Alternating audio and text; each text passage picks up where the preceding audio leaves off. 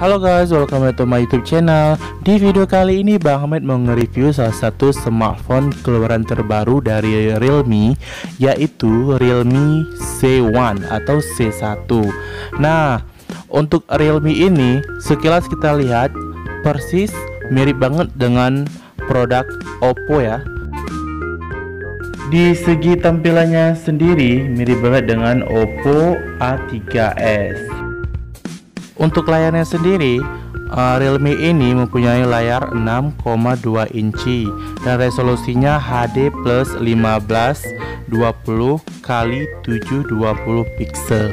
Nah, lumayan besar ya guys kalau untuk layarnya sendiri. Dan untuk tampilannya sendiri juga nggak jauh-jauh beda juga dari tampilan HP Oppo F7. Oke, untuk selanjutnya kita lihat dapur pacuan dari Realme C1 ini.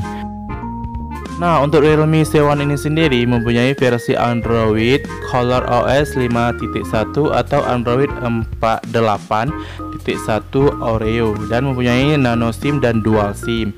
Untuk CPU-nya Qualcomm Snapdragon 450 octa-core dan kecepatan CPU-nya 1,8 GHz. Untuk memori internalnya ada 32 GB dan ada juga yang 16 GB, dan RAM-nya ada yang 2 dan 3 GB. So untuk memori eksternalnya muat sampai dengan 250 GB.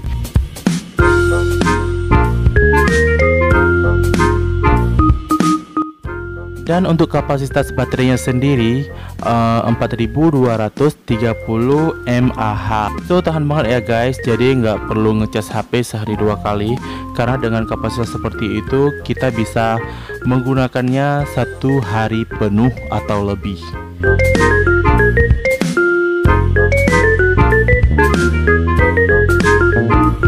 Dan untuk keamanannya sendiri, untuk Realme C1 ini menggunakan kata sandi layar kunci, kode sandi privasi, dan deteksi wajah. Dan untuk fitur lainnya, untuk C1 ini mempunyai WiFi, GPS, Bluetooth, Flash, Face Unlock, dan dual kamera. Dan untuk kameranya sendiri, kamera utama itu menggunakan 13 megapiksel plus 2 megapiksel dan kamera depannya 5 megapiksel guys.